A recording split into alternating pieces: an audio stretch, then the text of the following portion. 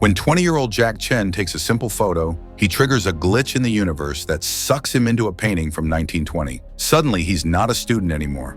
He's a stranger in a hostile land, caught between Japanese soldiers and Korean assassins hiding on the rooftops. With his eccentric professor by his side and a geisha who steals his heart, Jack has to stop a murder that will change history forever. But in a world where opium destroys lives and freedom is a crime, can a boy from the future survive the roaring 20s? Let's find out. The story follows Jack Chen Yuxi, a 20-year-old college student living in Taipei. Jack is quiet, sad, and confused about his life. His family has a long history. His grandfather moved to Taiwan from Anxi in Guangzhou, China, in the mid-19th century. Jack's life changed very early. When he was only 5 years old, he lost his mother. She suffered from long-term depression and sadly died after taking too many pills. After her death, Jack grew up without a mother, and his father was always busy with work. Because of this, Jack feels lonely and unsure about his future. He doesn't know what he really wants to do in life. At college, Jack has a very strange but lovable history teacher. Everyone calls him Professor P, and some students also jokingly call him Professor Pig. Jack and his friends often visit his office for private lessons and casual talks. One day, during one of these private classes, Jack notices an old and unusual camera in Professor P's room. Out of curiosity, Jack uses the camera to take a photo of a wall clock. Suddenly, Jack remembers something important. He quickly gives the camera back, rushes out of the room, and leaves with his friends. Professor P feels confused by their sudden exit. A moment later, something strange happens. Professor P notices that the wall clock has stopped for a short time after Jack took its photo. Shocked, he quietly thinks to himself, "Is he the one?" Meanwhile, Jack is running because he wants to wish his girlfriend a happy birthday. However, instead of being happy, she breaks up with him. Jack gives her a teddy bear, but he forgets that she is allergic to soft toys. The next day, Jack goes on a school trip to the Tua Tiu Tian Museum with his classmates and Professor P. Long ago, during the Japanese rule in the 1920s, Tua Tiu Tian was the richest and most lively area in Taiwan. The museum shows many old objects from that time. One important place in the museum is the water dungeon, where Taiwan's founding father, Dr. Chiang, was once locked up by the Japanese. Jack looks closely at the dungeon wall and sees some words carved into it. The sentence says, "The flower of youth is," but it feels unfinished. Near the dungeon, a man gives Jack and his friends a special souvenir coin with Dr. Chiang's face on it. Jack keeps walking through the museum and soon stops in front of a famous painting called South Street Festival. The painting shows how Tua Tiu Tian looked long ago during a big celebration.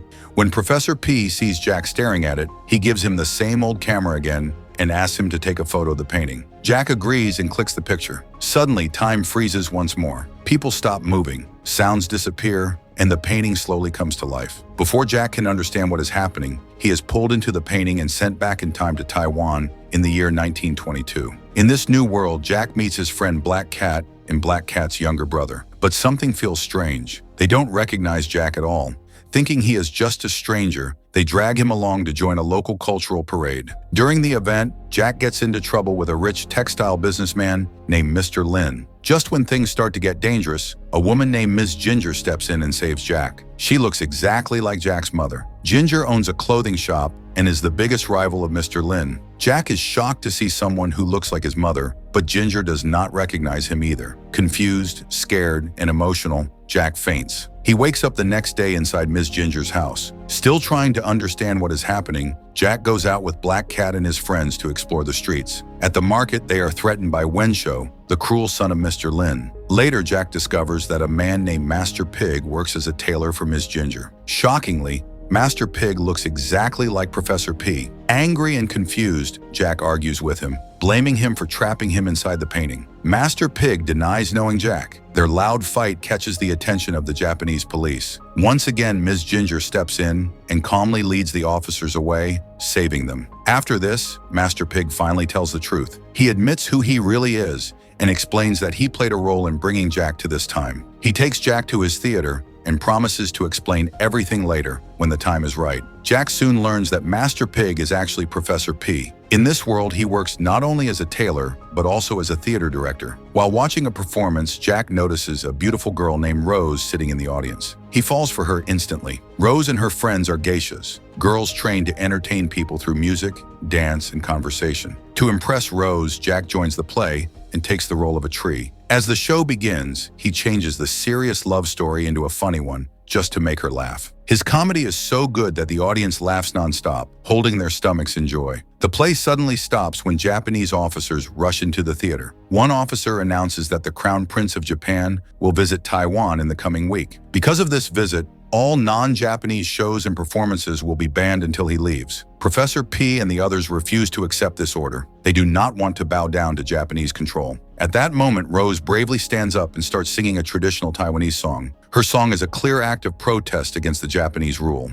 Soon, more people join her. The whole crowd begins to sing together. The Japanese officers cannot control everyone, so they angrily leave the place in shame. Later, Jack finds a drawing that shows present-day Taiwan. He believes this picture might help him return to his own time. He tries to use it, but nothing happens. Professor P explains that the picture is incomplete, so it cannot work as a time portal. He also tells Jack that to travel through time, a person must make a wish with their whole heart. Professor P then shares his past. He says that he came to Tuatutian with a dream of becoming rich. That is where he met Miss Ginger and fell deeply in love with her. Since then, he has been traveling in and out of Tuatutian, earning money and trying to win Ginger's love. He makes a deal with Jack. If Jack helps keep other men away from Ginger, the professor will help complete the painting so Jack can go back home. Jack agrees. Even after this, Professor P continues trying to impress Ginger, but she still does not accept his love. Meanwhile, Jack grows closer to the actors in the professor's theater. Using his knowledge from the 21st century, Jack helps them improve their music and change their costumes, making their play more exciting and modern. One day, Rose visits a nearby shop. Many men, including Wensho, are trying to impress her. When Jack hears this, he rushes there with his guitar. He sings the happy birthday song for Rose. She is deeply touched by his singing. Impressed and happy, Rose finally introduces herself properly to Jack, and they start talking. Just as they are getting closer, their moment is interrupted. Outside the shop, a powerful speech begins. It is being given by Chiang Wei-shui, a famous doctor and freedom fighter who speaks against injustice and inspires the people of Taiwan. In his powerful and emotional speech, Chiang Wei-shui openly speaks against the Japanese rule. He talks about how the Japanese are controlling Taiwan and forcing people to grow opium, which is slowly destroying Taiwanese society. His words are strong and fearless. Soon after, Japanese officers arrive and begin pushing the crowd away. People are forced to leave. Jack and Black Cat quickly run and hide inside a nearby shop. By coincidence, Mr. Lin enters the same shop with his son, Wensho. Mr. Lin angrily scolds Wensho for listening to Dr. Chang's speech. He tells him that such actions could ruin their secret business ties with the Japanese. Mr. Lin reminds his son that their fabric business is successful only because the Japanese support and invest in it. Jack and Black Cat quietly listen and realize the truth behind Mr. Lin's loyalty to the occupiers. Over the next few days, Jack stays busy with the theater group. They prepare the geisha girls for a grand party at the governor's mansion, where many important local guests will attend. During this time, Jack grows closer to Rose. He tells her the truth, that he comes from the future, and explains that one day, Japanese rule will finally end. Rose listens with hope and shares her own dream. She wants to become a real singer someday, not just an entertainer. At the governor's party, Dr. Chang once again speaks boldly and clashes with the Japanese officials. Tension fills the room. Before things turn violent, Rose steps forward and performs beautifully.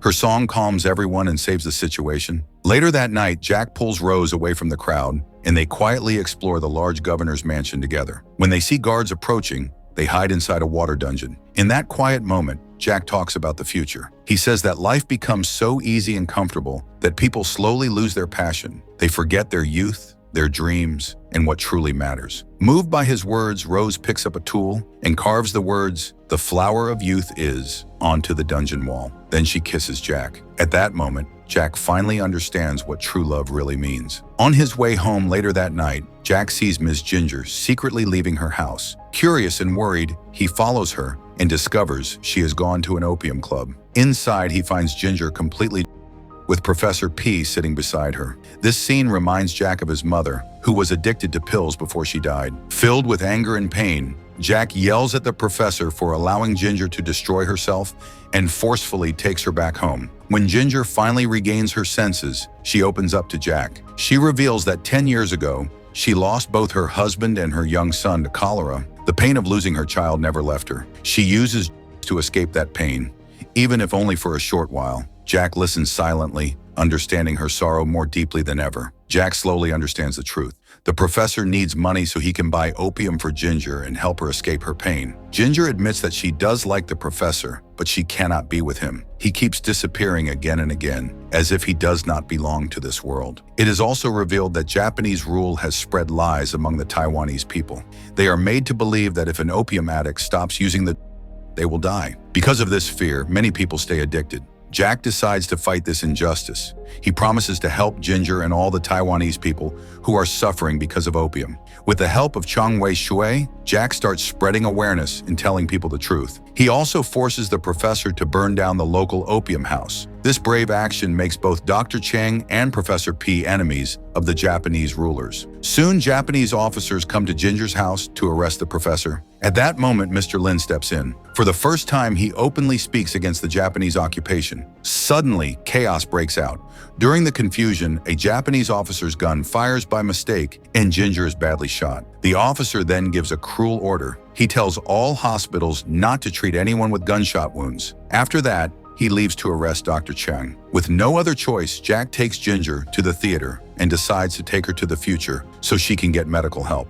After everyone leaves, Wenshou realizes that the same bullet has also hit his father. Dr. Chang arrives, but it is too late. Mr. Lin dies in Wenshou's arms. At the theater, Jack makes a big decision. He asks the professor to take Ginger to the future, while he chooses to stay behind. Jack has finally found his purpose in life.